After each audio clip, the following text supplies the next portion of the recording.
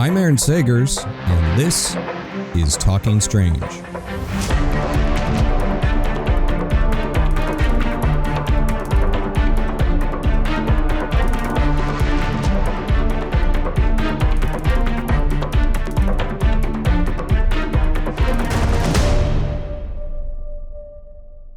Aloha, spooky nerds, and welcome to another Talking Strange, a paranormal pop culture show with the Den of Geek network, where we discuss the entertainment of the unexplained. I am your host, Aaron Sagers, a journalist, author, researcher of all things weird, and currently I can be seen on Travel Channel's and Discovery Plus's Paranormal Caught On Camera, now in its 5th season.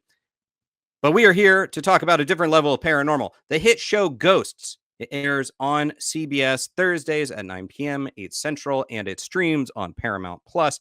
And it has already been renewed for a 2nd season. Plus, new episodes are returning on February 24th. This is all very exciting. A couple weeks ago, we were fortunate to speak to the stars of CBS's Ghosts, Rose McIver and Utkarsh Ambudkar, as well as the showrunners, Joe Port and Joe Wiseman, and we had so much spooky fun that we were not ready to give up the ghosts. So, without further ado, I'm going to bring in these ghosts, and we're going to have a little bit of a chat and also get some fan-solicited questions. So, without further ado, we have Brandon Scott Jones. He plays Captain Isaac Higginfoot. Here we go. We've got Richie Moriarty, who plays Pete, and I'm going to keep moving through this. There's a lot of people to get through here. Asher Grodman, he plays Trevor, without pants. We've got Sheila Carrasco, who plays Flower. We've got Rebecca Wisocky, who plays Hetty, the lady of the manor, and also, last but certainly not least, Devan Chandler Long, who plays Thorfinn. Hey guys, thanks for joining us. Hey Aaron. Yeah. We are all here. It took me a second to get through everybody, but I guess we have now arrived in the space. And as I said, we are currently, right now we're missing Danielle, who plays Alberta, and Roman, who plays Sisapis. They were not able to join us today, but we are going to have to catch up with them at a later date. But we asked for fan-submitted questions, and all of the fans answered in a most spirited way, so we will be asking some of those shortly. But to begin, my question is, the ghosts have been around for a long time with one another, and yet it's only with this arrival of Jay and Sam that they seem to be addressing some of their long-standing issues. It's almost like they're finding their life and their humanity in the afterlife. What is it about the introduction of these livings that is forcing them to confront their issues? I'm going to start with Brandon. Why don't you take that one?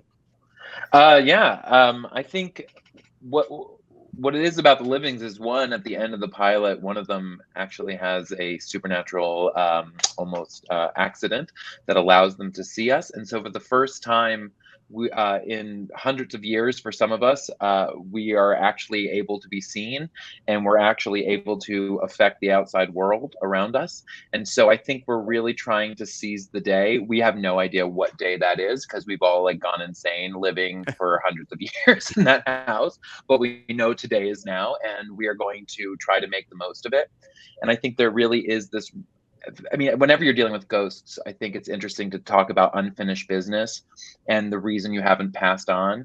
And I think, unlike most ghosts, we've been given the opportunity to maybe make some changes, or maybe see an opportunity to get us to move on to the next step of whatever this is, and get us out of purgatory. Okay. Well said. Well said. Does anyone else want to add to what it is about these livings? I mean, and not just any livings. You do have Sam and Jay, who are very kind of particular people that if other couples had moved in, there might be more of a clash or a different kind of interaction. So anyone else want to weigh in on what it is about these livings that kind of add to your afterlife? I'll say from my character's perspective, just real briefly, it's significant that Rose McIver's character, Samantha, is a distant relative of mine. And so I think that opens certain things up for me and my character, thinking about her own kind of torqued sense of legacy and what that is. And that's what I'll add to the discourse. I think Brandon Scott Jones's answer was really, really quality. Thank you, Rebecca. Thank you, Rebecca Wisocky. I think that was a great one. I do think specifically for Devan, Thorfinn's been around for the longest amount of time. He's the oldest ghost, if I'm correct. So and it seems like he's been picking up on idioms and sayings and whatnot as we move along throughout the show. But how is he evolving as a character beyond perhaps evolving, much like he has evolved beyond just talking about COD? How has he evolved emotionally, psychologically? Thor's a bit slow to evolve. He takes his time, but there's going to be an episode coming up where he has to deal with some skeletons in his closet, and he doesn't really, he keeps everything real close to the vest, and so he's going to have to do a little therapy to kind of try to work out those demons per se. But yeah, I mean, Thor, he's the way they're writing him and the way that he's coming along. I mean, it's just so much fun to play him, and the writers and the producers and everyone. They just give us so much great material to work with, and it's just to watch these character arcs kind of just build every week. It's just so much fun to behold. Is he going into therapy or therapy? Yeah, yes, therapy. That is the name of it. Very clever. I feel like I wish that I could summon Thor. Sometimes I feel like just the growls of Thor are contagious. My number, and you can text me anytime, and I'll just show up whatever you need me. Yeah. Maybe even make the lights flicker a little bit. Thor? What would you summon Thor for? When would you need him? Well, I guess summon lightning, that would be a very Thor thing to do, or messing with electricity. No, I find for each of your characters, actually, and I think this is part of what really works with the ensemble, is that there's something relatable about each of the ghosts and both humans, the livings. But, there are times with Flower, I just want to channel her ability to be in the moment and totally just enjoy it. But with Thor, just those kind of primal level of growls, I think, are very satisfying and cathartic. They are. And honestly, that's there's a lot of Thor that lives in me on the day-to-day. So I was going to say, Aaron, I think you just want to be Devan. I think that's what you really want. That's what we all really want. We all, yeah. Well, walk around in leather and belts, yell. Drink meat. Maybe not the pelts. I think that could get, well, maybe not where you guys shoot, but I think it could get a little bit too warm. But we'll get to outfits. We'll get to costumes momentarily. This fan reaction to the series, it's just been really remarkable, including you got Luke Skywalker talking about this show as a fan. And that was actually one of the things that our other fans wanted to know about. What was it like getting a shout out by Mark Hamill?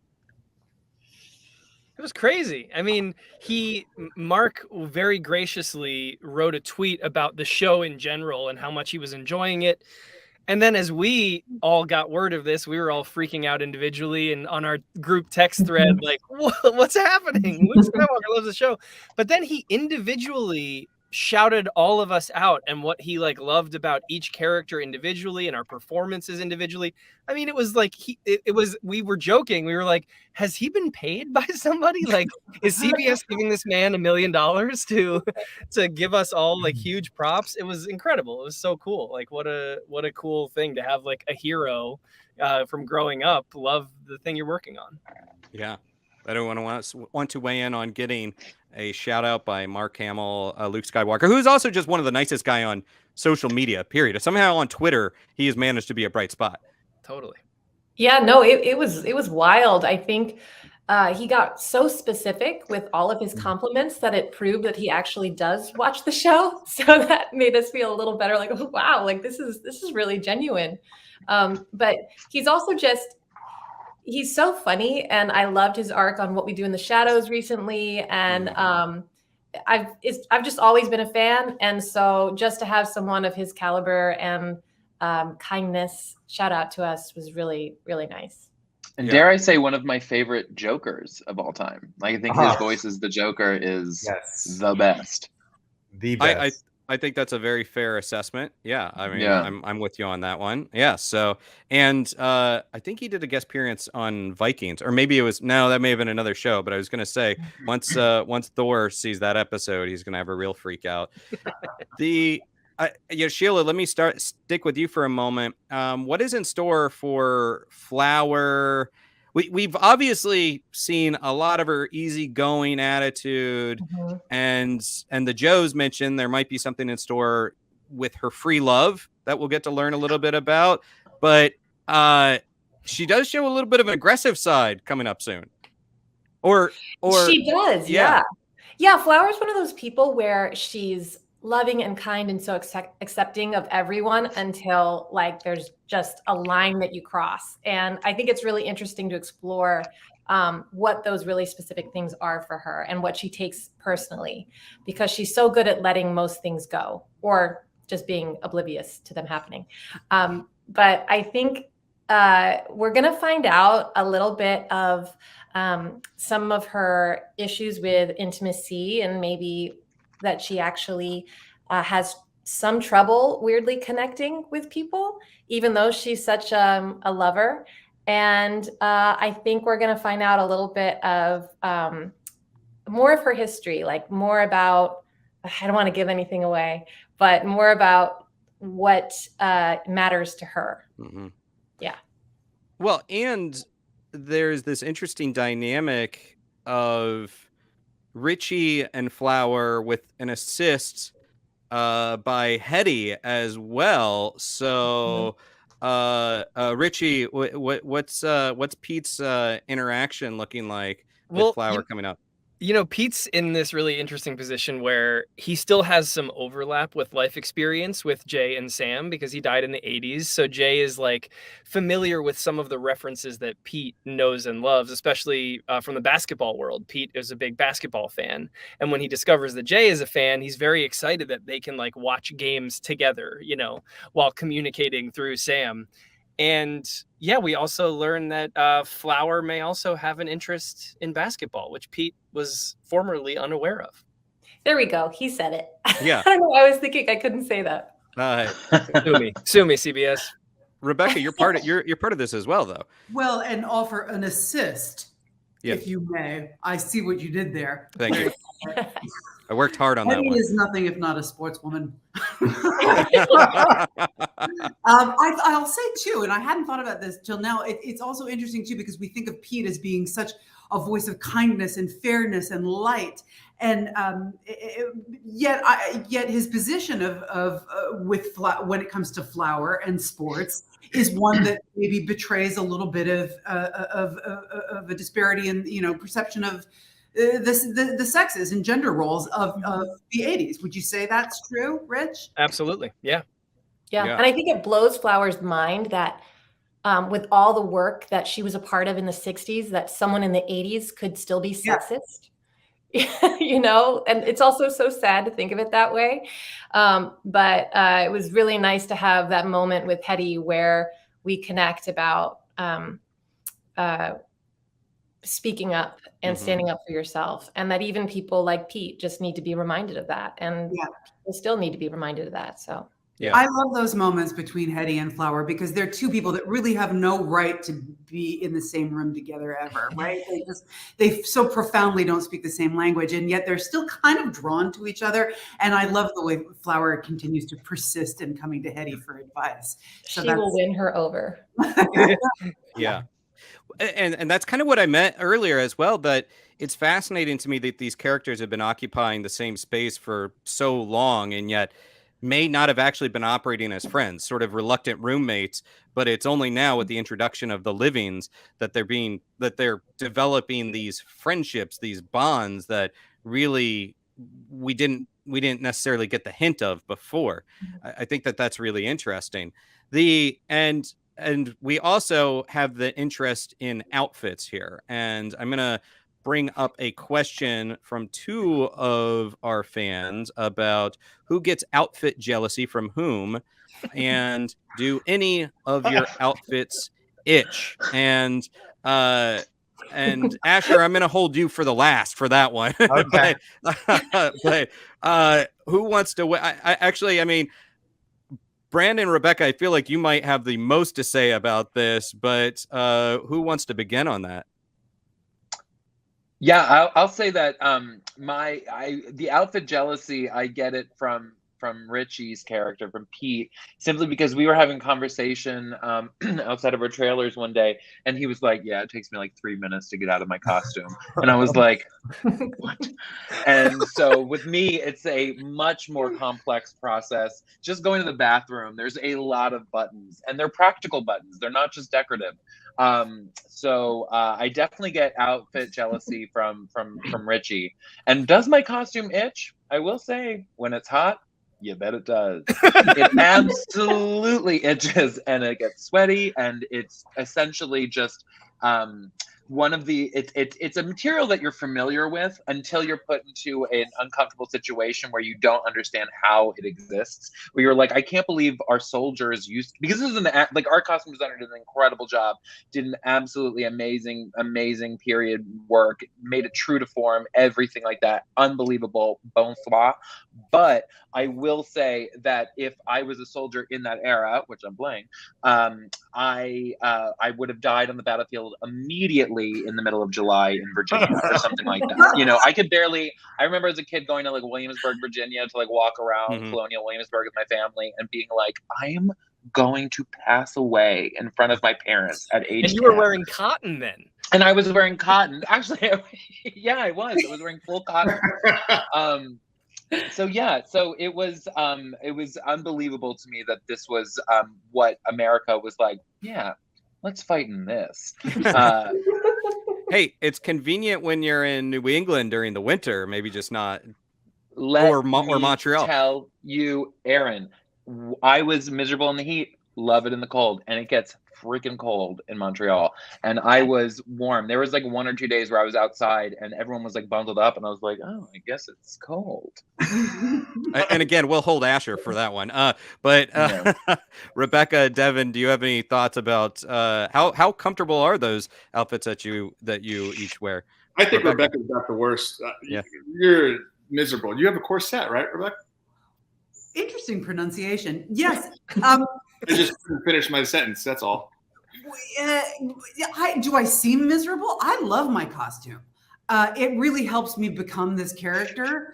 It is horribly uncomfortable and somewhat socially isolating because people are so scared to step on me. But everyone. Oh, yeah, that's true. Yeah. Because I have the bustle and the train. But I love my costume very much, and it's a love-hate relationship. I love that we never really have to have costume fittings, the ghosts, and it's one kind of thing, especially as a lady, you don't need to think about. Like, I know pretty much what I look like in the corset. I love my outfit. I couldn't. More leather, more fur. Honestly, I feel so comfortable in it. It's my little moccasin shoes I get. They're contoured to my big old fat hobbit feet. It's just fantastic. I roll around. I got all these pouches, and so obviously as actors we have things we take with us like cell phones.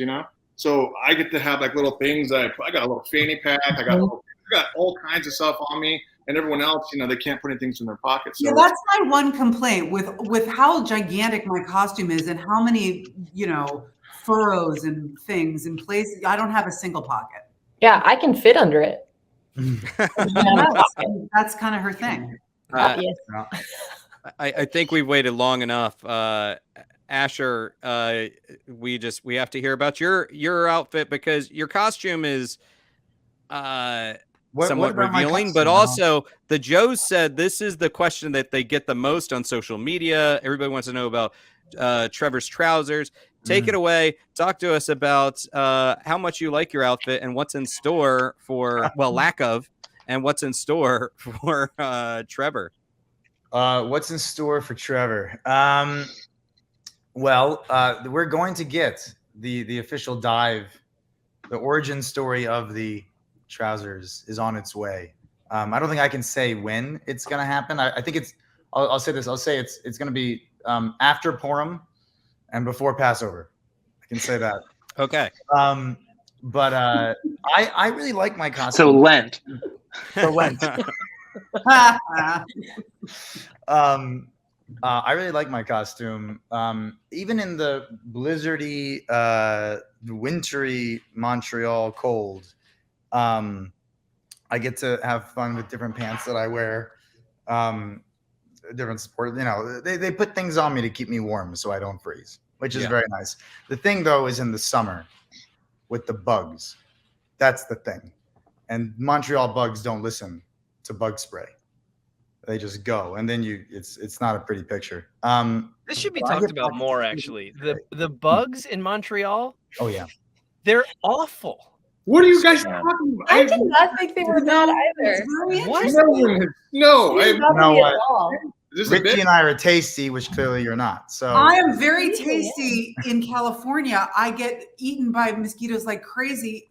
In Montreal, I wasn't bitten once. So Well, I'm not necessarily talking just about mosquitoes, but I've never seen more spiders in my entire life. Wow. they do have a spider problem. the yellow jackets. I've never seen yellow jackets in November. Yeah. What is happening? They actually have a spider season in Montreal. I have this vivid memory of Richie in the tents whenever we would have outdoor shoots, and he'd be like on his phone, like, what?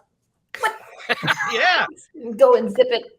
They're all Well, over me. I mean, not to disagree with you, Rebecca, but to be fair, Brandon, you, Devan, each of you could very well be just swarmed by mosquitoes, and you would never know. It would never bite through your costume. Whereas both Richie and Asher, they're exposing more skin, so they're bigger targets. They're more vulnerable.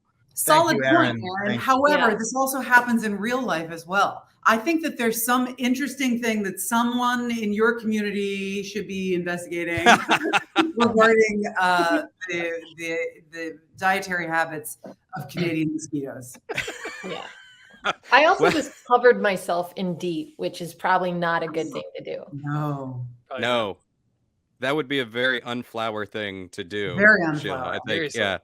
I And actually, that was a pretty good layup for me, Rebecca, because what's also just kind of so fun about this show is that everybody, whether you're a believer in ghosts or a skeptic, everybody can come and enjoy something with this show. But I will say, as someone that is a journalist that also operates within the paranormal world, there are so many fans within the paranormal community that are fans of this show. And one of them actually submitted a question.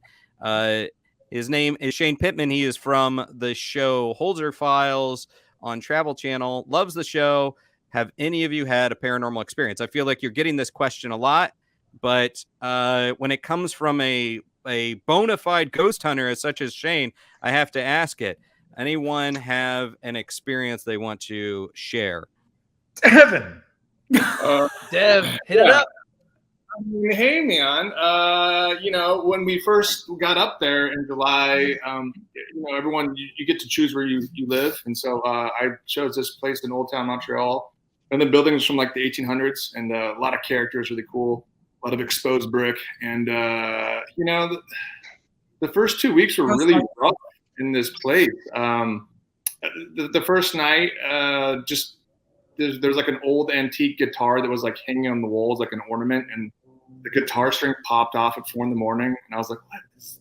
I was like, okay, whatever, And then the next night, like I heard like my shower curtains in the bathroom like rustling, and I was like, what? Is there a draft? Like what's going on? And then for the next 2 weeks, every night, in the witching hour, 3, 4, 5, 8, things would wake me up. Things would fall. I would, like bottles would, like plastic bottles. Not that I use those if I had one, but because those are bad for the environment. But if I had, they might have, made loud noises. Just weird experiences that never allowed me to sleep. And when you get to the place when your body knows something's wrong, and your mind is kind of like, you try to like come up with every excuse of rationalization of why, this is what. It got to a point after like 5-6 days of just random things happening every night, waking me up, and just weird noises that I just kind of was like, I think this place is kind of haunted. And it didn't go away. And then my wife, who lives in Los Angeles, she wasn't up there with me at the time. She told me, she's like, you just got to introduce yourself to the ghosts and just kind of like say, hey, guess what? I'm Devan. Like, I'm here actually working on a show about ghosts, and maybe we can come to an agreement. And just introduce herself. And I did that. I introduced myself, and it kind of dwindled off and stopped. And did I see a ghost? No. Did I feel like there was something going on? Yes. Did I like lay in my bed like scared many nights? Like, what's going to happen? Yeah, absolutely. But it went away, and I'm here to talk about it.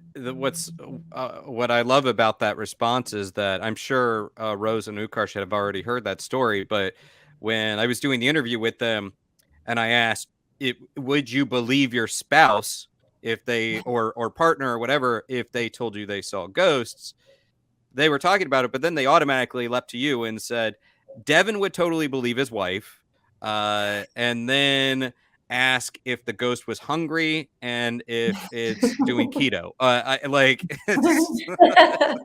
So I think you just kind of confirmed that. There was a lot of conversation that I'm gonna omit from this podcast that I had with the potential ghosts or just with myself, and we became really good friends. Okay, that's all I'll say.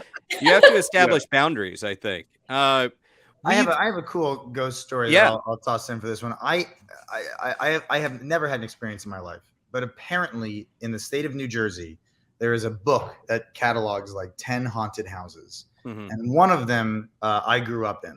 Oh, wow. And the story was that they were Revolutionary War ghosts, Brandon's people, who would guide fellow soldiers through the wood, through the swamp during the war. Yeah. When I grew up, we had like noises and everything, and then we opened up the attic, and there were 300 bats living in the attic of the house. And because bats are protected animals, they had to open it, mm-hmm. and then just invite the bats out. And so they just watched and counted them. There were like 314 bats or something. Yeah. And one by one flew out. I don't know how one invites bats to leave, but just open the door and say politely. Yep. Yeah. Oh, I had a ghost experience the final week we were shooting in Montreal. We were staying in this old hotel, and it's hard to say if it was an experience, but it was just a really terrible nightmare while we were staying there. And in my dream, I was battling with a ghost that was haunting my hotel room, like my actual room I was in, and it was like holding me down. We were in this full-on fight scene like Michelle Rodriguez in Fast and the Furious, and it was all over the room. And I woke up like in a sweat, and I was so panicked. And I woke up and I was like, I think in my dream, I was trying to find the words to like get the ghost to leave me alone. And then I reached over and looked at my phone, and it was 3:33 a.m. Okay. Which, if you know anything about ghosts, like that's like, or evil ghosts, like that's the time that they shine or something. And I got so freaked out. I hid under the covers and then finally went back to sleep. And I texted everyone in the cast the next morning, like, did anyone else have like a really scary dream? I think this hotel is haunted. I need to switch rooms. And then calmed down, had breakfast. And then around like 1 p.m., I was like, I don't want to pack up all my stuff. It takes too much energy. So the time of the shinning. That is a great story. And I would say it is a nice compliment to, was it Joe Wiseman's sleep paralysis story, which as he was getting into it and he was unveiling all these details about his experience, it's like, dude, I don't know that was sleep paralysis so much as you may have actually had a paranormal encounter because of the ask him about it. It's incredible. Yeah, it's creepy. Called being ridden by the witch. Yeah, I had a thing I went to college at Oregon, and I stayed in a house that everyone was like, yo, it was my first house I moved to off campus, and it was with like 5 other football player dudes. We know, just trying to stretch a dollar. And everyone was like, yo, this house is haunted. But I was like, I can't afford anything else, so I'm in. And I got like the bootleg kind of like makeshift closet room. Just they're like, here, you could have this. I mean, literally, it shouldn't have been a bedroom.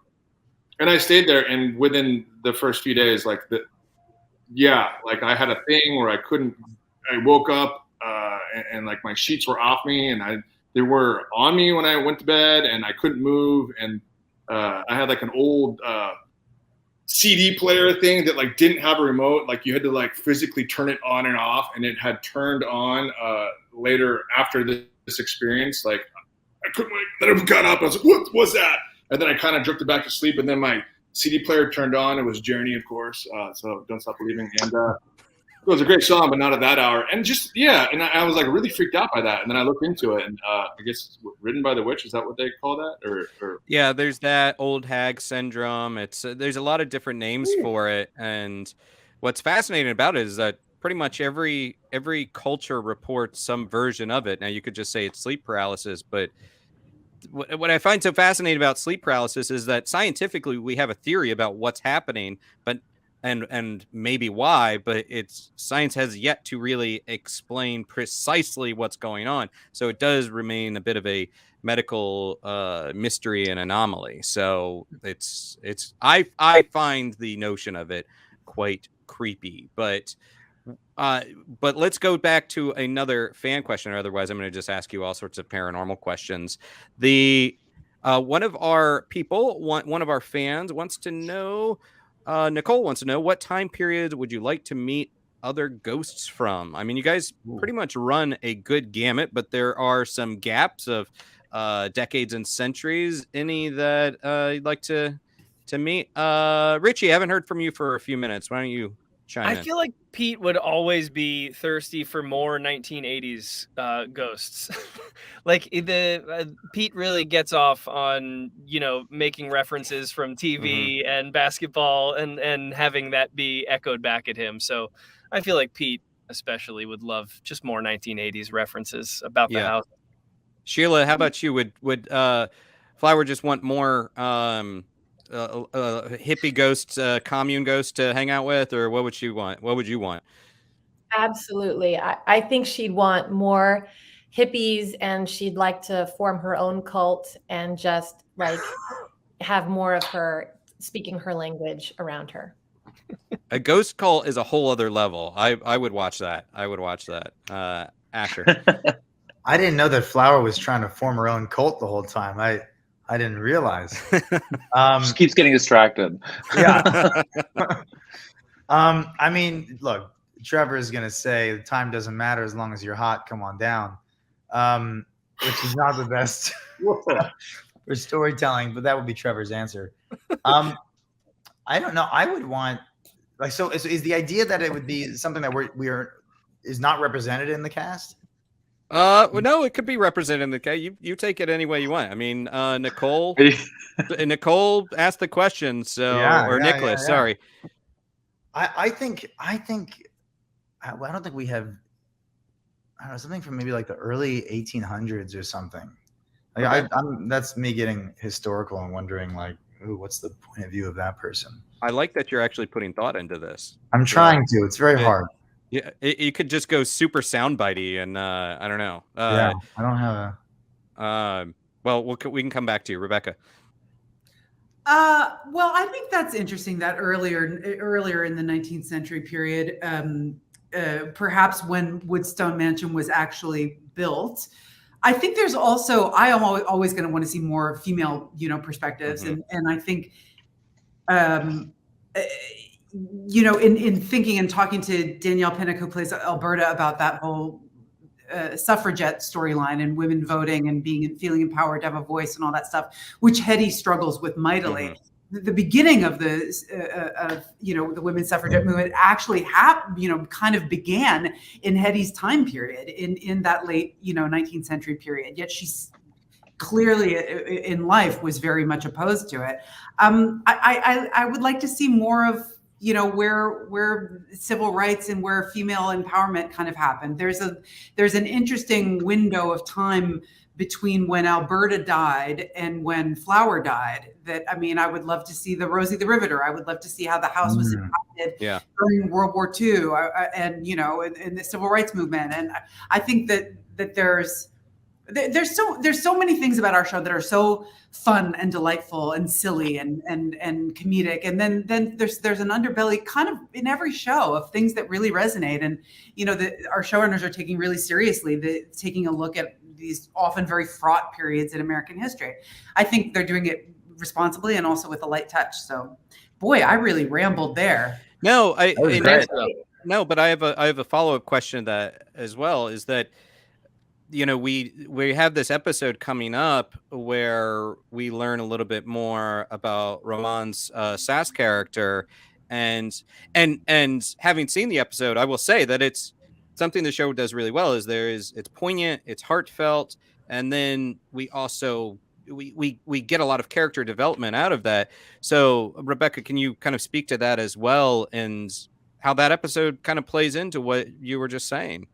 Well, I'm sad that Roman Zaragoza is not here to talk about it himself. I mean, he shines always, but this is such a great episode for him, and worth noting that the character of his father is played by his real life father, Gregory Zaragoza, who we were very lucky to have. Does anyone else want to speak about? I mean, I think the episode is called Storyteller. So Ghostwriter. Ghostwriter, yeah. And it's a chance for Sasapis and Sam to find more of a closeness. They end up feeling very simpatico in terms of their sense of humor and how anal retentive they may be, and how that they're both writers. And Roman got to delve into how his voice and feeling like he could thrive as a storyteller. How he got his voice, how he lost it, how he got it back, I think is kind of the point of that story, wouldn't you say, guys? Yeah. And sort of similar to Hetty discovering her voice as that character develops as well. And Devan, I passed over you, but what goes from what era would you like to encounter you, and maybe, I don't know if Thorfinn's even thinking in terms of that. So how about you? He's a real deep cat, and he's a big fan of time travel. He started watching old reruns of what is that? Quantum Leap, and on the shows he was watching with Pete's character. And I think Thor would like to meet a guy from the future, maybe like a traveler from the future, comes in through like a Stargate, and then like arrives, and then like dies from something stupid like stepping on a rusty nail. And then he's stuck with us, and then Thor's got a future friend. Because Thor's got all those, Thor likes being the oldest. I love it. Yeah. Future ghost. Future friend. Well, I mentioned that to Sheila, the flower, she might want to meet other hippies and create her ghost cult. But what's kind of interesting is that we are seeing characters from the same eras interact, including, this question from the audience about Isaac and Nigel. We had this interaction with these two characters, contemporaries. Will we be seeing more of them, and just what does this interaction look like between Isaac and Nigel? Well, yes. The answer is yes. We will be seeing more of them, and we'll see more of them a couple times throughout the rest of the season, which is really exciting. I think it is a really interesting opportunity for Isaac to have a ghost that he's contemporary with, and not only that, but a classic arch rival of, the British and American ghost situation. The classic situation is what is grandly referred to. But I really think that what's the most fun about their interaction right now is that at least Isaac is really tiptoeing around obviously some deeper feelings. And sometimes when you're dealing with something really challenging about identity, you probably look to somebody that can really help you, and you'd probably want to connect with somebody that would fully understand. And with Nigel, he's not there and capable of doing it. But in an upcoming episode, I always think that Isaac has a really nice relationship with Hetty, and even though they're from different time periods, I think they have similar values in a lot of ways. and they're able to use that particular relationship to really unpack a lot of the feelings and complex emotions Isaac is feeling for Nigel. And John Hartman, who plays Nigel, is just so great. So we're lucky to have him any single time that we get to see him on screen. So yeah, it's that what you speak of the interaction, the dynamic between Isaac and Hetty is both natural and surprising and really nice to watch. It's a really good interaction. I'm looking forward to everyone else seeing that. We do have this a lot of fun with that. Yeah, Show Kitty in Hawaii asks, will there be any ghost cats or dogs introduced? Everybody, I don't know whether I want this or not. I feel bad for the ghost cat and dogs, but do you guys predict this happening at any point? Ghost pets? I mean, logistically, it would be very hard, but go ahead. No, I was going to say, yeah, logistically, it would be really difficult, but I would imagine like a big cartoonish CGI ghost just roaming through the house could be really, really, really fun. They were talking about bringing like a buffalo, like a big buffalo on, maybe a couple moose. I could have been talking about that to myself. Let me double check.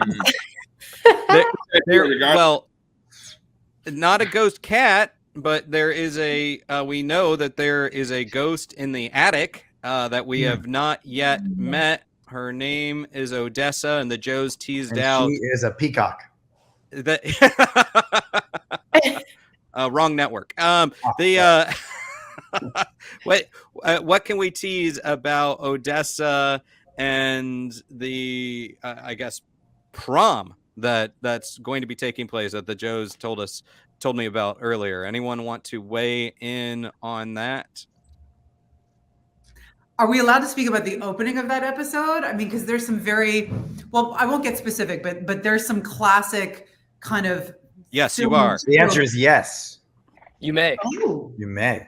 We have the word from on high, also known as the network publicist, which is the word from on high.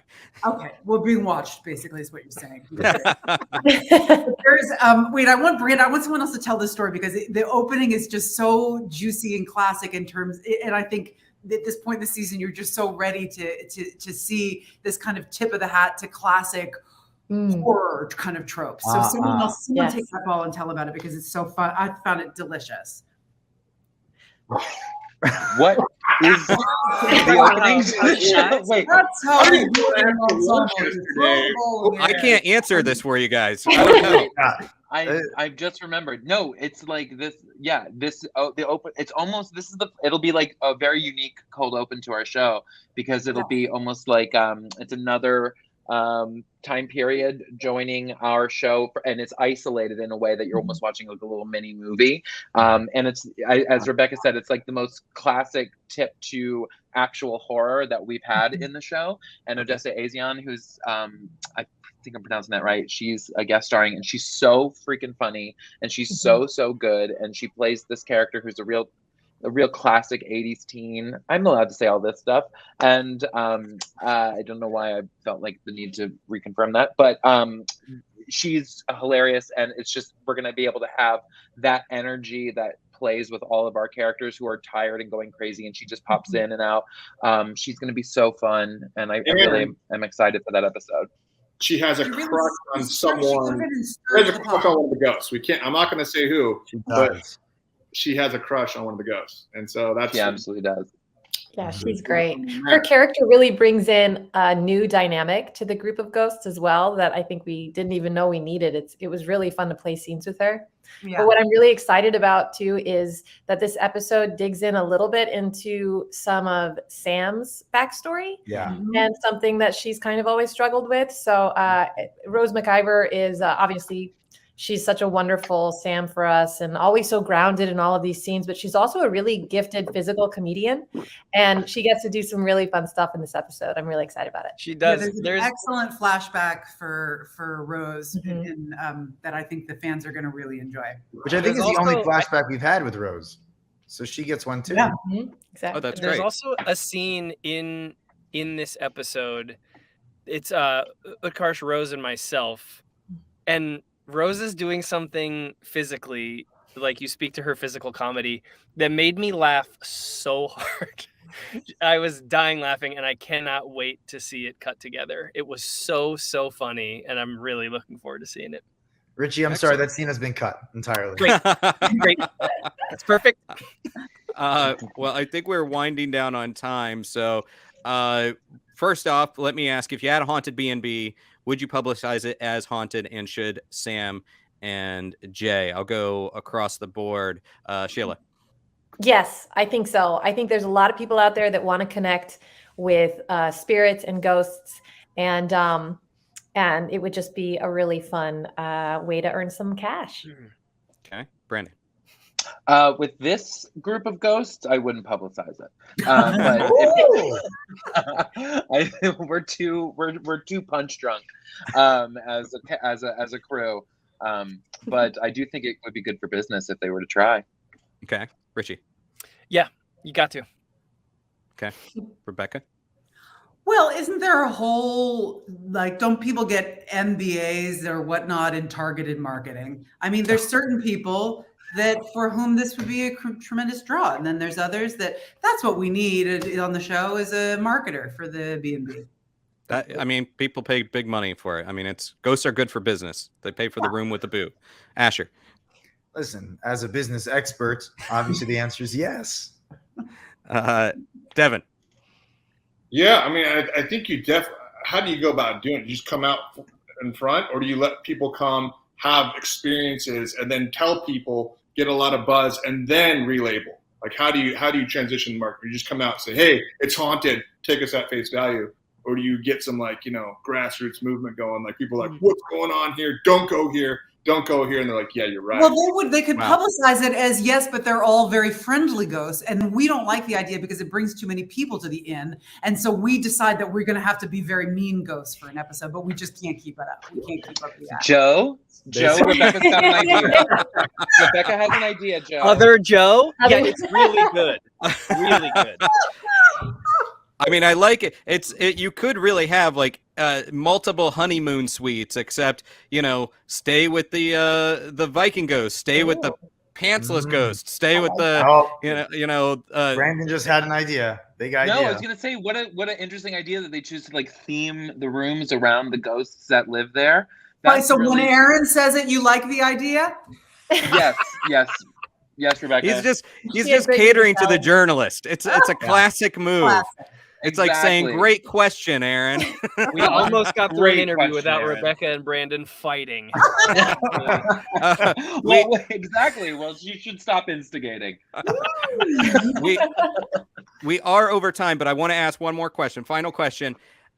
If you were able to make up a secondary ghost power for season 2, what would it be? I'm going to start with Devan this one. Secondary ghost power season 2. What is it? Oh, so secondary power, tickle fighting. I don't know. What are we talking about here? You can't put me on the spot like that. I just want to do little tickles on some people. That's a pull quote for this interview. Asher. I think I'd like to strengthen what I have, but because there has to be a power that doesn't have a lot of control. I'd like people to be able to see me for 2 seconds and then gone. Ooh. Sort of like the Bill Murray moment. Like, you'll never believe that it happened kind of thing. Yeah. 2 seconds in, you see it, and then I'm out. And I can only do it in spurts for 2 seconds. Gotcha. So you'd be a flasher. Yes. Yeah. Great. Very fitting. Rebecca. I think that we should be allowed to eat one thing one time a year. Like Slimer. Yeah. There you go. Yeah. Richie. We don't know what Pete's power is yet, but I think like Alberta can project her humming into the world of the living. Maybe Pete can project his Bill Cosby impression into the world of the living, and he has no idea that that's problematic. So we'll go through a whole process of him finding out that, like, hey, you actually can't do that voice. Like, you definitely can't do that for multiple reasons. Oh, I love that. I want to change my vote. Joe? Oh my. Sheila. I would be able to do telepathy with ghosts on other properties so that we could communicate. maybe there's like a 50-mile radius. I don't know, but it'd be really nice to make some connections. Yeah. Like a phone call Telephone kind to of the thing. dead. Yeah. That's great. I love it. Well, guys, thank you so much for your time. I'm so excited. I'm so happy to watch this show. I find it to be such a delight, and you guys are a delight to watch on screen, and you're also a delight to interview also on screen. But Sheila, Brandon, Richie, Rebecca, Asher, Devan, thank you guys for your time and for joining me. And as I said, we have new episodes of Ghosts returning February 24th. Ghost airs on CBS on Thursdays at 9 p.m. 8 Central and streams on Paramount Plus. And thank you guys for joining, for watching. Don't forget to subscribe. We have more Talking Strange on the way with guests such as actor Rhys Darby of the new Taika Waititi show, Our Flag Means Death, the Suicide Squad's David Dastmalchian, who has a new Count Crowley horror comic book on the way, and the cast of Expedition Bigfoot and the master of lore himself, Aaron Mankey. Thank you for joining. And hey, also give me a follow on Instagram, Twitter, Facebook, on Patreon. Watch the interviews at youtube.com/Den of Geek US and download Talking Strange every week on Apple Podcasts and Spotify. And until next time, be kind, stay spooky, and keep it weird.